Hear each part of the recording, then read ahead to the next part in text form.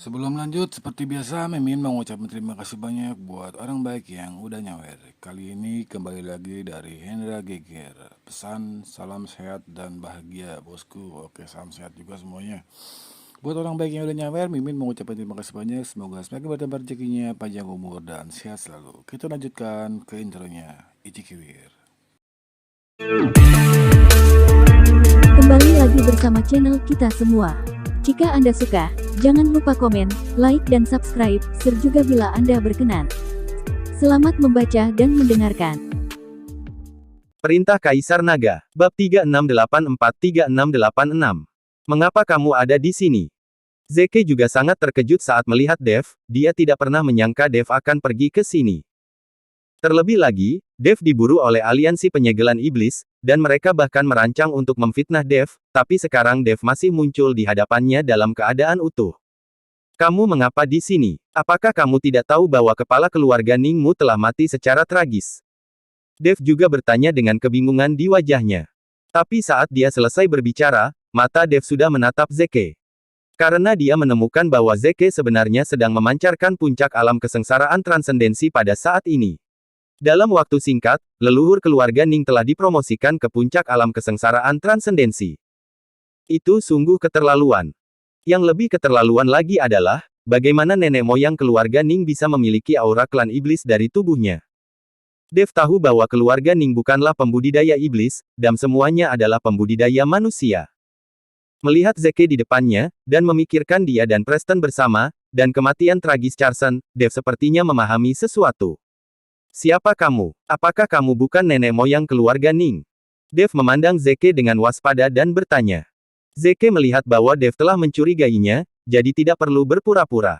Dev hanyalah seorang biksu kelas 2 di alam kesengsaraan transendensi. Dan Zeke sekarang berada di puncak alam kesengsaraan transendensi, sangat mudah untuk membunuh Dev, jadi dia tidak perlu menyembunyikan identitasnya. Hahaha, Dev, kamu masih sangat pintar. Kamu benar, saya bukan nenek moyang keluarga Ning. Saya hanya menggunakan tubuh orang tua ini. Zeke tertawa dan berkata. Mendengarkan suara Zeke, Dev berpikir keras dan bertanya dengan tajam lagi, siapa kamu? Dev, apa kamu tidak ingat teman lamamu? Kalian semua mengira aku sudah mati, tapi sayang sekali aku hidup kembali. Selama aku mendapatkan batu iblis surgawi dan membentuk kembali tubuhku, aku akan menjadi diriku yang dulu lagi. Zeke berkata sambil mencibir. Zeke. Dev tertegun, sosok Zeke langsung terlintas di benaknya. Tetapi pada saat itu, dia memang melihat bahwa Zeke sudah mati. Kemudian mayatnya tersedot ke dunia surga dan dunia manusia. Namun, sisa jiwa Zeke juga kemudian tersedot ke dunia surga dan manusia. Dev tidak mengetahuinya. Selamat atas jawabanmu yang benar, tapi tidak ada imbalannya. Sisi baiknya adalah, aku bisa membuat kematianmu tidak terlalu menyakitkan. Zeke tersenyum. Aku tidak menyangka kamu masih hidup dan bersembunyi di tubuh leluhur keluarga Ning. Namun, di dunia sekuler, aku telah mengalahkanmu, begitu pula di dunia surga dan manusia. Jadi bagaimana jika kamu mencapai puncak alam kesengsaraan transendensi sekarang? Tubuhmu yang tua dan rusak mungkin akan membuatmu mustahil untuk menampilkan kekuatan penuhmu. Terlebih lagi, ada tabu di mana-mana di sini. Aku sama sekali tidak takut padamu. Jika aku bisa membunuhmu sekali, aku bisa membunuhmu untuk kedua kalinya. Dev berkata dengan acuh tak acuh. Meskipun Zeke telah mencapai puncak alam kesengsaraan transendensi, tubuhnya saat ini tidak dapat membiarkan dia melepaskan kekuatan penuhnya, dan jika dia mengerahkan terlalu banyak kekuatan, tubuhnya tidak dapat menahannya dan mungkin akan hancur dengan sendirinya. Ketika saatnya tiba, Zeke akan menjadi jiwa yang tersisa lagi, bagaimana dia bisa membunuh Dev? Zeke sendiri mengetahui hal ini, jadi dia tidak pernah mengambil tindakan terhadap Dev. Dia perlu membentuk kembali tubuhnya. Setelahnya, dia pasti akan mengambil tindakan terhadap Dev. Dev, kamu terlalu sombong. Bahkan jika tubuhku sudah tua dan rusak, itu lebih dari cukup untuk berurusan denganmu, biksu alam kesengsaraan transendensi tingkat 2. Zeke mengertakkan gigi dan berkata dengan nada mengejek. Benarkah? Kalau begitu ayo kita coba. Setelah Dev mengatakan ini, busur Raja Dewa langsung muncul di tangannya. Hanya ada 2 orang di gua ini, jadi Dev bisa mengeluarkan busur Raja Dewa tanpa ragu-ragu. Sekarang busur Raja Dewa ini juga merupakan senjata terkuat Dev. Setelah bertarung dengan Preston, Dev menderita banyak kerugian. Jika dia bertarung dengan Zeke lagi sekarang, Dev tidak akan bisa bertahan lebih dari beberapa ronde. Jadi begitu dia mengambil tindakan, dia mengeluarkan busur Raja Dewa, senjata dewa yang paling kuat. Saat busur Raja Dewa mengambil tindakan, gua itu dipenuhi dengan keagungan seorang dewa. Melihat busur Raja Dewa di tangan Dev, Zeke mengerutkan kening. Dia tahu kekuatan busur Raja Dewa dan betapa kuatnya itu. Dan di gua ini, jika dua orang berkelahi, seluruh gua bisa runtuh. Selain itu, ada tabu di sekelilingnya. Zeke masih memikirkan cara menerobos. Jika mereka bertarung, mereka mungkin terhalang oleh tabu dan justru malah terluka. Dev, gua ini penuh dengan tabu. Jika kita berdua bertarung, kita berdua akan terluka, dan kita semua akan dikuburkan di dalam gua ini. Aku tidak peduli untuk apa kamu datang. Kita masing-masing menerobos tabu ini berdasarkan kemampuan kita sendiri. Bagaimana kalau kita menyelesaikan dendam kita setelah meninggalkan gua ini? Zeke sedikit takut. Dia berhasil bertahan sampai sekarang. Selama dia mendapatkan batu iblis surgawi untuk membentuk kembali tubuhnya, dia akan mampu mencapai alam Mahayana. Biksu alam Mahayana adalah eksistensi yang tidak pernah berani ia bayangkan sebelumnya. Pada titik ini, Zeke tidak ingin kehilangan segalanya hanya untuk bertarung dengan Dev. Oke, kalau begitu kita tunda sampai kita keluar dan bertarung lagi.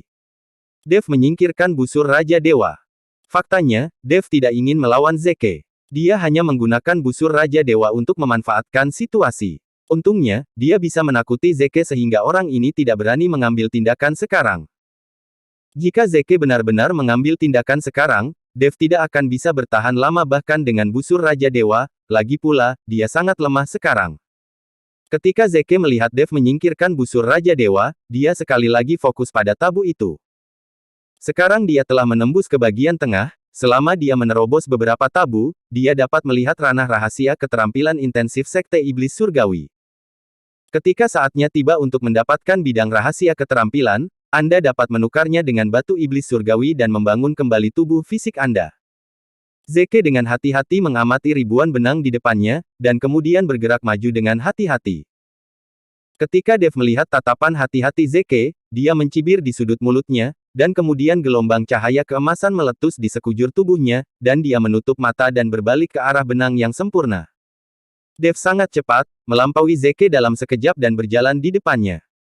Ketika Zeke melihat ini, dia langsung terkejut, tetapi ketika dia melihat bahwa Dev tidak terhalang oleh tabu ini, dia sangat marah. Meletus.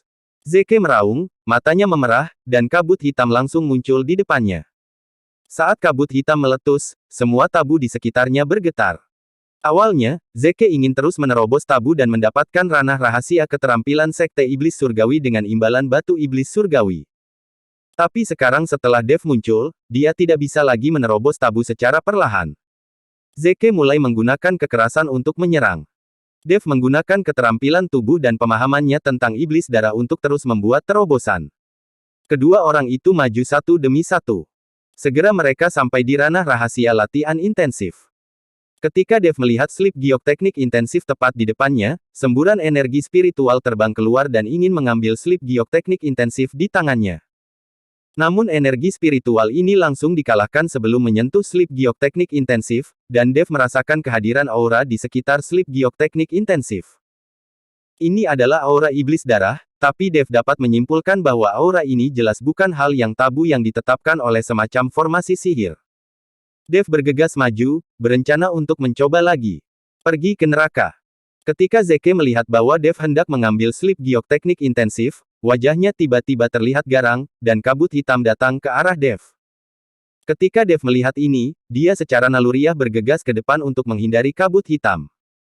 Bahkan jika Dev bodoh, dia tidak bisa menahan pukulan dari puncak alam kesengsaraan transendensi. Lagi pula, dia sangat lemah sekarang. Tubuh Dev bergegas ke depan, seolah-olah dia telah menembus lapisan riak, dan berdiri di depan slip giok teknik-teknik intensif. Segera setelah itu, serangan Zeke juga tiba. Tapi kabut hitam ini tiba-tiba menghilang hanya beberapa langkah dari Dev. Zeke tertegun sejenak, lalu dia menembakkan beberapa kabut hitam lagi, tapi hasilnya sama, kabut itu runtuh di depan Dev. Melihat ini, Dev melihat sekeliling dengan hati-hati dan menemukan ada kekuatan tabu di sekitar slip giok tersebut.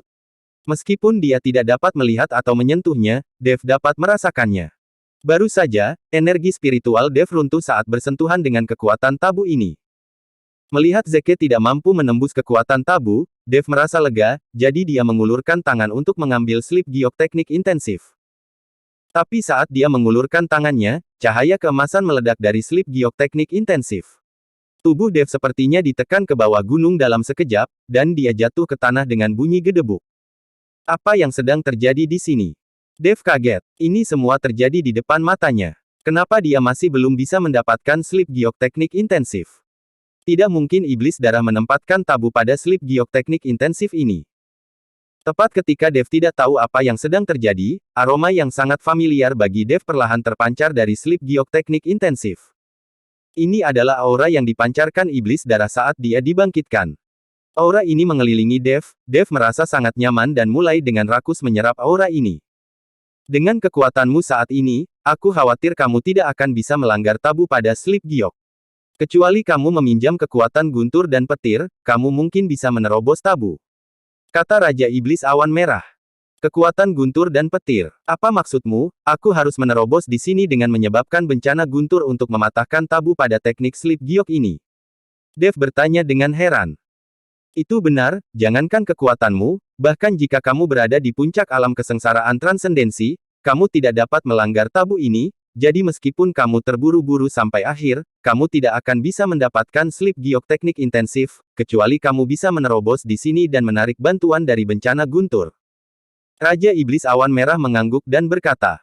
Ketika Dev mendengar ini, dia langsung terdiam. Apa yang dilakukan iblis darah ini? Tidak heran Sekte Iblis Surgawi telah menemukan begitu banyak master, tetapi semuanya pada akhirnya gagal. Siapa sangka akan ada tabu seperti itu di slip giok teknik intensif ini? Jika bukan karena Raja Iblis Awan Merah, Dev tidak akan tahu bagaimana cara mematahkan kekuatan tabu ini. Tapi lebih mudah diucapkan daripada dilakukan untuk menerobos sekarang. Terobosan Dev di setiap wilayah kecil membutuhkan sumber daya yang besar. Tapi saat menyerap aura yang memancar dari slip giok teknik intensif, Dev memikirkan ginseng naga iblis surgawi di cincin penyimpanan. Mungkin dengan menyerap energi dari ginseng naga iblis surgawi dapat membawa kekuatannya ke titik kritis terobosan. Dev mengeluarkan ginseng naga iblis surgawi dan mulai menyerapnya. Dengan kekuatan tabu di sekelilingnya untuk melindunginya, Dev tidak takut Zeke akan merugikannya. Dengan kemampuan Zeke, dia mungkin tidak bisa menerobos tabu yang sengaja dibuat oleh iblis darah. Dev duduk bersila dan mulai berlatih dengan tenang.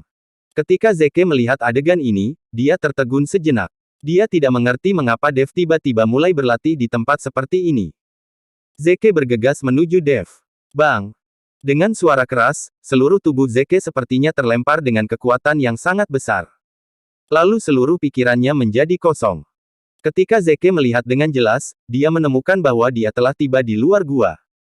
Pada saat ini, di luar gua, Master Sekte Jiang, Noah dan yang lainnya semuanya menunggu dengan cemas. Mendengar suara keras yang tiba-tiba dan seseorang terbang keluar dari gua, Master Sekte Jiang dan Yaluk bergegas mendekat. Mereka semua mengira Dev lah yang tersingkir. Lagi pula, dengan tubuh Dev yang lemah, mustahil untuk menembus tabu di dalam gua dan memperoleh keterampilan intensif. Bersambung.